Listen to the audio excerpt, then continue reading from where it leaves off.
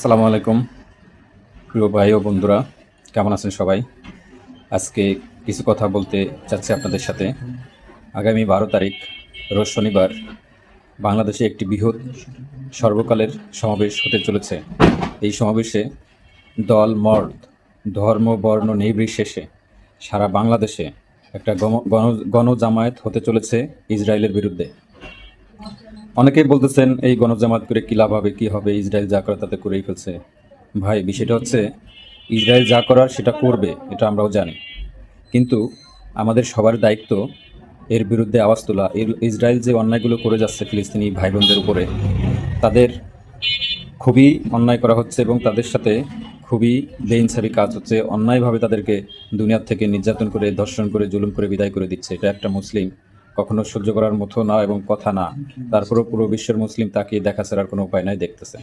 একমাত্র ইহুদি এবং আমেরিকার কাছে তারা সাহস করে কথা বলতে পারতেছে না। অথচ মুসলমানদের এমন এমন দেশ আছে, তাদের অর্থনৈতিক অবস্থা ওদের থেকে অনেক ভালো এবং অস্ত্রের দিক দিয়েও ওরা অনেক এগিয়ে আছে। তারপরে ওরা সাহস করে কথা বলতেছে না, শুধুমাত্র ক্ষমতার স্বার্থের কারণে। তো আমরা সাধারণ মানুষ, আমাদেরও কিন্তু পরীক্ষার বাইরে আমরা নই, আমরাও পরীক্ষার মধ্য দিয়েই যাচ্ছি। শাসকরাও পরীক্ষার মধ্য দিয়ে যাচ্ছে, ইহুদিরাও পরীক্ষার মধ্য দিয়ে যাচ্ছে, আমরাও পরীক্ষার মধ্য দিয়ে যাচ্ছি। কালকে আমাদের মাঠে কিন্তু সবারই হিসাব হবে, ঠিক আছে? তো আমরা এই দায়বদ্ধতা থেকে আমরা যাচ্ছি। আপনাদেরকেও আসার জন্য অনুরোধ জানাবো। কেউ ঘরে বসে থাকবেন না। যার যার অবস্থান থেকে সে রাস্তায় নেমে আসুন, অন্যায়ের বিরুদ্ধে আওয়াজ তুলুন। আর বিশেষ করে আরব কান্ট্রির যে শাসকগুলো আছে, যারা পর্দা করে মাথায় ঘোমটা দিয়ে বসে আছে, আপনাদের দিনও আসতেছে সামনে, আপনারা ঘোমটা দিয়ে বসে থাকেন, সমস্যা নাই। ইসরায়েল ধীরে ধীরে সবাইকে ধরবে, আপনাদেরকে তো ধরবেই। আপনারা ভাবেন না যে আমরা ছাড় পেয়ে যাবো, চুক্তি করছি, এটা করছি, সেটা করছি। ওদের স্বার্থ যখন উদ্ধার হয়ে যাবে তখন আপনাদেরকেও ধরবে। আপনি ভাবেন না যে আমরা ছাড় পেয়ে যাবো। তো কথা অনেক হয়ে যাচ্ছে। আমি বাংলাদেশের মুসলমান ভাইদেরকে বলবো, আপনাদের ইমানি দায়িত্ব, আপনারা রাস্তায় নেমে আসে আপনার যার যার অবস্থান থেকে প্রতিবাদ জানান। এই প্রতিবাদই আমরা হয়তো কালকে আমাদের মাঠে আল্লাহকে বলতে পারবো যে আমাদের এতটুকু শক্তি ছিল, আমরা এতটুকু করতে পারছি। অন্তত এতটুকু আল্লাহর কাছে আমরা বলতে পারবো। কিন্তু যদি কেউ না আসেন, আপনি প্রস্তুত থাকেন, কালকে আমাদের মাঠে আপনাকে হিসাব দিতেই হবে। আপনি হিসাবের বাইরে নন। এখানে ইউরোপ বা স্বয়ং আমেরিকা এবং স্বয়ং ইসরায়েলে অমুসলিম দেশ, তারাও কিন্তু এই নেতানিয়াহু এবং ট্রাম্পের বিরুদ্ধে আন্দোলন অব্যাহত রাখছে এবং তাদেরকে এই আন্দোলন করার কারণে অনেকে জেলে যেতে হয়েছে, অনেকে চাকরি চলে গেছে, অনেকের ভিসা ক্যান্সেল করে দিছে। তো তারা অমুসলিম, তারা যদি তাদের দেশ থেকে এই কাজটা করতে পারে, তো আমরা মুসলিম হিসাবে জন্ম নিয়ে আমাদের ভাইদের এই জুলুম নির্যাতন আমরা তো দায় এড়াই যেতে পারি না। আজকে আপনি চিন্তা করেন, আমরা আরামে এসে দিন পার করতেছি বাচ্চা কাচ্চা নিয়ে, আর তাদের থাকার জায়গা নাই, খাওয়ার জায়গা নাই, অথচ একটু শ্বাস নিয়ে বাঁচবো সেই স্কোপও নাই। যেখানে পারতেছে সেখানেই তাদেরকে মারতেছে, বোমা ফেলায়, গুলি করে। এরকম দৃশ্য দেখে একটা মুসলমান, একটা সুস্থ মানুষ, তার সুস্থ থাকার কথা না, আমি মনে করি।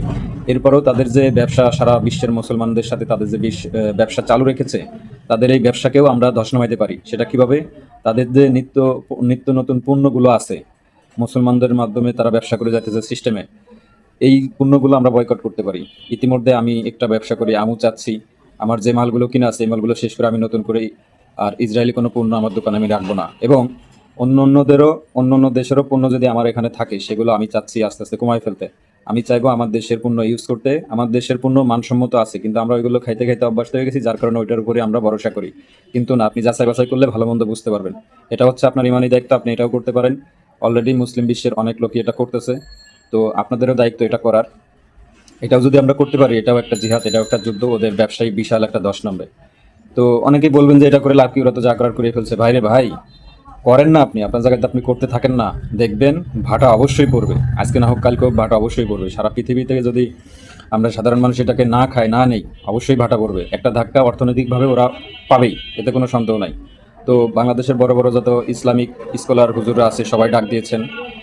আমরাও প্রস্তুত আছি যার জন্য। আপনাদেরকেও সাজেস্ট করবো, আপনারা কেউ ঘরে বসে থাকবেন না, আপনারা রাস্তায় নেমে আসুন, আওয়াজ করুন, অন্যায়ের বিরুদ্ধে আওয়াজ তুলুন। না হলে আমরা দায়বদ্ধতা থেকে বেরোতে পারবো না। সকলকে ধন্যবাদ, ভালো থাকবেন।